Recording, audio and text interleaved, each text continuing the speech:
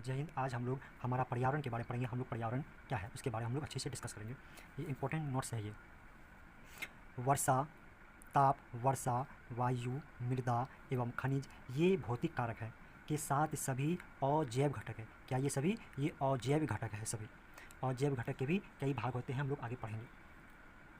हरे पौधे एवं नील हरित शैवाल जिनमें प्रकाश संश्लेषण की क्षमता होती है। किसमें? हरे पौधे में और नील हरित शैवाल इसमें प्रकाश संश्लेषण की क्षमता होती है, इसी वर्ग में आते हैं। अर्थात इसको हम लोग उत्पादक कहलाते हैं। क्या? इसको हम लोग उत्पादक कहते हैं। जो प्रकाश संश्लेषण की जिसमें क्षमता होती है उसे उत्पादक हम लोग कहते हैं। उपभोक्ता को शाकाहारी, मांसाहारी, सर्वाहारी एवं परजीवी में बांटा गया है। 4 भाग में उपभोक्ता को बांटा गया है। शाकाहारी, मांसाहारी, सर्वाहारी एवं परजीवी इसमें बांटा गया है। स्वपोषी अथवा उत्पादक। स्वपोषी को ही हम उत्पादक कहते हैं, इसी को कहते हैं हम लोग प्रथम पोषी स्तर कहते हैं। तो प्रथम पोषी स्तर किसको बोलेंगे? जो स्वपोषी या उत्पादक हो। जो स्वपोषी अथवा उत्पादक उसको प्रथम पोषी स्तर कहेंगे। शाकाहारी अथवा प्राथमिक उपभोक्ता। जो प्राथमिक उपभोक्ता है वही शाकाहारी होते हैं, उसको हम लोग कहते हैं द्वितीय पोषी स्तर। जो द्वितीय 2 नंबर पे पोषी स्तर होते हैं उसको द्वितीय पोषी स्तर बोलेंगे। तीसरा है छोटे मांसाहारी जो होते हैं अथवा उसको द्वितीय उपभोक्ता बोलते हैं। जो द्वितीय उपभोक्ता होते हैं वो छोटे छोटे मांसाहारी होते हैं, छोटे छोटे जीव जंतु जो मांसाहारी होते हैं उसको हम लोग कहते हैं तीसरा पोषी स्तर। तीसरा पोषी स्तर बोलेंगे इसको। अगला है बड़े मांसाहारी, जो बड़े बड़े मांस सबको खाते हैं, बड़े बड़े जानवर जीव जंतु जो मांस सबको खाते हैं उसको बड़े मांसाहारी बोलेंगे। अथवा तृतीय उपभोक्ता, उस तृतीय उपभोक्ता इसको बोलते हैं चौथे पोषी स्तर। चौथे पोषी स्तर। तो प्रथम पोषी स्तर में उत्पादक, द्वितीय पोषी स्तर में प्राथमिक उपभोक्ता आएंगे, तीसरा पोषी स्तर में द्वितीय उपभोक्ता और चौथे पोषी स्तर जो उसको तृतीय उपभोक्ता इसके अंतर्गत आएंगे। पर्यावरण के विभिन्न घटक के बीच ऊर्जा के प्रवाह का अध्ययन हम लोग करेंगे। इस चार्ट के द्वारा हम लोग ऊर्जा के प्रवाह के बारे में हम लोग अच्छा से डिस्कस करेंगे इस डायग्राम से। सबसे नीचे है यहाँ पे उत्पादक है। तो उत्पादक जितना भी ऊर्जा को ग्रहण करेगा उसका 1% जो है, इसका जो टोटल का 1% जो होगा वह प्राथमिक उपभोक्ता में जो है परिवर्तन हो जाएगा। प्राथमिक उपभोक्ता को इसका उत्पादक का 1% मिलेगा। अब प्राथमिक उपभोक्ता के अंतर्गत जो भी चीज़ आते हैं तो जितना भी इसके पास ऊर्जा होगा इसका 10% जो होगा ऊर्जा वह द्वितीय उपभोक्ता को मिलेगा। कितना? 10% ऊर्जा द्वितीय उपभोक्ता को मिलेगा।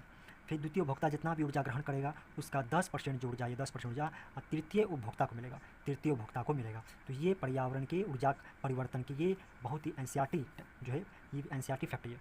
ये ऊर्जा परिवर्तन के ये इसका प्रभाव है कि प्रथम पोषी स्तर, द्वितीय पोषी स्तर, तीसरा, चौथा को कितना कितना % ऊर्जा मिलेगा। इसी में पहला पॉइंट है एक स्थलीय परितंत्र में। स्थलीय परितंत्र कौन होगा? हरे पौधे की पत्तियों द्वारा प्राप्त होने वाली सौर ऊर्जा का लगभग 1% जो भाग होगा वह खाद्य ऊर्जा में परिवर्तित करते हैं। तो जितना भी सूर्य प्रकाश के द्वारा जो भी भोजन बनाया जाएगा उसका 1% जो भाग होगा वह खाद्य ऊर्जा में परिवर्तित करते हैं। इसका 2 नंबर है जब हरे पौधे प्राथमिक उपभोक्ता द्वारा खाया जाता है ऊर्जा की बड़ी मात्रा का पर्यावरण में उष्मा के रूप में ह्रास यानी कि कमी होता है। कुछ मात्रा का इसमें पाचन होता है और विभिन्न जैव कार्य में, वृद्धि में, जनन इस सब में खर्च होता है। तो जितना भी खाए हुए जो भोजन होगा तो खाए हुए भोजन की मात्रा का लगभग 10%, कितना? लगभग 10% ही जैव मात्रा में बदलता है। कितना बदलता है? 10%। जो अगले उपभोक्ता को जो है बदलता है 10%, तथा अगले स्तर के उपभोक्ताओं को उपलब्ध हो पाता है। प्रत्येक चरण पर ऊर्जा का ह्रास उतना ही अधिक होता है। यानी प्रत्येक चरण मतलब कि प्राथमिक उपभोक्ता, फिर द्वितीय, फिर तृतीय, तो ये प्रत्येक चरण होगा। इस पर ऊर्जा का ह्रास इतना अधिक होता है कि चौथे पोषी स्तर जो चौथे नंबर पे होंगे, चौथे पोषी स्तर कौन होगा? तृतीय उपभोक्ता। जो तृतीय उपभोक्ता होगा जो जानवर जीव जंतु बड़े बड़े मांसाहारी होते हैं तो तृतीय उपभोक्ता के अंतर्गत आएंगे। तो बहुत कम हो पाता है उसका पोषी स्तर जो होता है, बहुत ही कम हो पाता है। नेक्स्ट, निचले पोषी स्तर पर जीवों की संख्या अधिक होती है। जो निचले पोषी स्तर होगा उस पर जीवों की संख्या अधिक होती है। उत्पादक स्तर पर यह संख्या सर्वाधिक होती है। तो किस स्तर पर जो है सबसे अधिक संख्या होगा जीव जंतु की? तो उत्पादक स्तर पर होगा, जहाँ पे ऊर्जा की मात्रा सबसे अधिक होगी। अब हम लोग एक परितंत्र में ऊर्जा का प्रवाह का क्रम हम लोग जानेंगे कि ऊर्जा का प्रवाह का क्रम क्या, कैसे इसका क्रम बढ़ता है। तो पहला यहाँ देखिए ये चार्ट है। तो सबसे पहला जो भी जीव जंतु होगा वह सूर्य का प्रकाश के द्वारा भोजन निर्माण करेगा। कौन? पेड़ पौधे जिसमें क्लोरोफिल की मात्रा होगा तो वे सारे जो है सूर्य के प्रकाश द्वारा भोजन का निर्माण करेंगे। फिर ये परिवर्तन हो जाएगा किसमें? उत्पादक में। तो उत्पादक में होगा। फिर उत्पादक जो होगा अगला स्टेप हो जाएगा इसमें बदलेगा तो शाकाहारी में बदल जाएगा। तो शाकाहारी में बदल जाएगा। फिर शाकाहारी परिवर्तन हो किसमें? मांसाहारी में परिवर्तन होगा। फिर मांसाहारी परिवर्तन होगा शीर्ष मांसाहारी में। तो ये सीक्वेंस पूछता है एग्जाम में बढ़ते क्रम में, ऊर्जा का प्रवाह का बढ़ते क्रम में बताएं। तो सूर्य का प्रकाश परिवर्तन का उत्पादक में, उत्पादक होगा शाकाहारी में, शाकाहारी होगा मांसाहारी में, मांसाहारी होगा शीर्ष मांसाहारी में। अब यहाँ पे ऑक्सीजन है, ऑक्सीजन है, जब ये सूर्य अल्ट्रावायलेट किरण में जब इसको गुजरा जाता है तो 2 भाग में टूट जाता है, O प्लस O। जब यहाँ पे आपका O है, इसमें जो ऑक्सीजन जुड़ता है तो अभिक्रिया होने के बाद जो है प्रतिफल के रूप में ओजोन का निर्माण, O3 का निर्माण होता है। यही ओजोन गैस होते हैं जिससे सड़े हुए मछली की तरह इसकी जो गंध होती है इसकी। 1980 से वायुमंडल में ओजोन की मात्रा में तीव्रता से गिरावट आने लगी। इसका मुख्य कारण क्या है? तो CFC यानी क्लोरोफ्लोरोकार्बन इसका मुख्य कारण है। CFC का उपयोग यानी क्लोरोफ्लोरोकार्बन का उपयोग रेफ्रिजरेटर, हिंदी में कहते हैं शीतलन, एवं अग्निशामक में किया जाता है। यानी इस गैस का उपयोग इन 2 जगह किया जाता है। अजैव कारक इंग्लिश में कहते हैं ये बायोटिक फैक्टर, इसके अंतर्गत वे पदार्थ को शामिल किया गया है जो निर्जीव है, जैसे प्रकाश, ताप, आर्द्रता, वायु हो गया, मृदा हो गया और भू आकृति हो गया। ये सारे के सारे आपका अजैविक कारक है। और जैविक कारक के अंतर्गत जो है सभी जीव जंतु, जितने भी जीव जंतु आ गए, जीव हो गए, जंतु आते हैं, और पौधा भी इसी के अंतर्गत आता है, जैविक कारक के अंतर्गत। और जैविक कारक को कई भाग में बांटा गया, जैसे सहजीवन, परिजीविता, स्वजीविता, ये सब है। इसके अंतर्गत आपका कवक ले लीजिए, जीवाणु ले लीजिए, विषाणु ले लीजिए, शैवाल, लाइकेन, ये सारे इसके अंतर्गत आते हैं।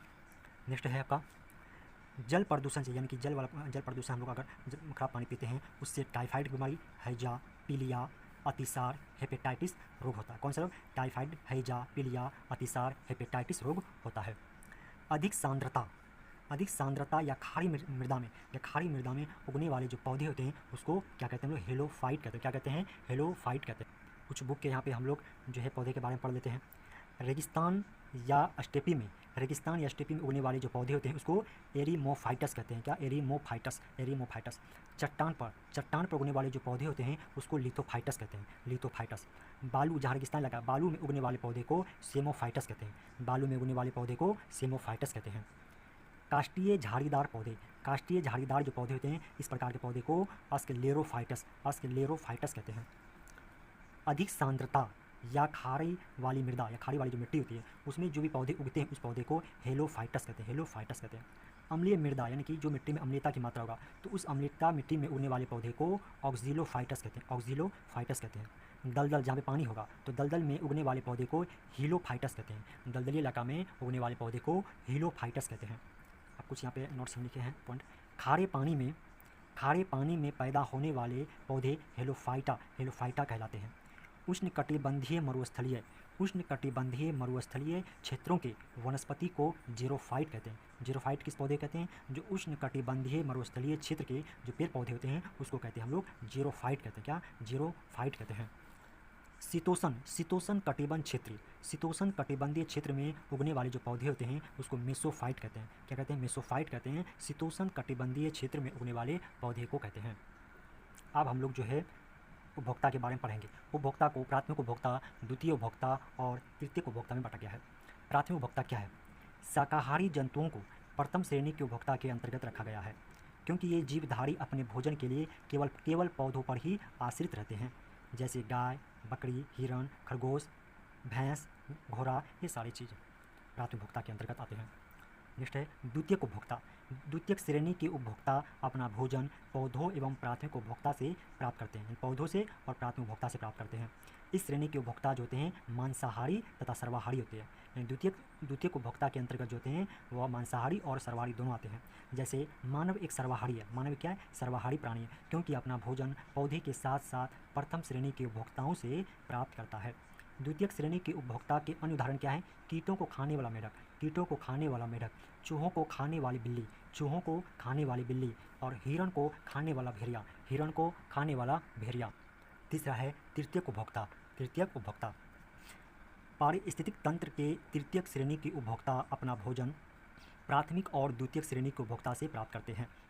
जैसे मेढक को खाने वाला सांप, मछलियों को खाने वाली बड़ी मछलियों को तृतीयक श्रेणी का उपभोक्ता कहते हैं। तृतीयक श्रेणी के उपभोक्ता शीर्ष मांसाहारी होते हैं, जिन्हें दूसरे जंतु मार कर नहीं खाते, जैसे शेर, बाघ, बाज। ये शीर्ष आपका तृतीयक उपभोक्ता है। अगला हम लोग पढ़ेंगे अपघटक के बारे में।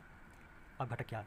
अपघटक डिकम्पोजिशन पारिस्थितिक तंत्र में अपघटक वे जैविक का घटक है, वे जैविक घटक है जो अपना जीवन निर्वाह अधिकांश जो कहता है उत्पादक एवं उपभोक्ता के उत्पादक और उपभोक्ता के मिश्र शरीर से मरे हुए शरीर से भोजन प्राप्त करते हैं अपघटक। इसी कारण अपघटक को मृतोपजीवी सेप्रोफाइट्स भी कहा जाता है। इसके अंदर कौन सूक्ष्म जीव आते हैं? जीवाणु, विषाणु, कवक और प्रोटोजोआ। कौन? जीवाणु, विषाणु, कवक और प्रोटोजोआ। इसी खातिर अपघटक जो है हमारे पर्यावरण का शुद्धकर्ता भी कहते हैं, अर्थात हमारे पर्यावरण को साफ सुथरा करने का काम इसी के पास है। ये सूक्ष्मजीव उत्पादक पौधे तथा उपभोक्ता के मरे हुए शरीर से अपना भोजन प्राप्त करने के साथ साथ जटिल कार्बनिक यौगिक से बने शरीर को साधारण यौगिकों में अपघटित कर देता है। क्या कर देता है? अपघटित कर देता है।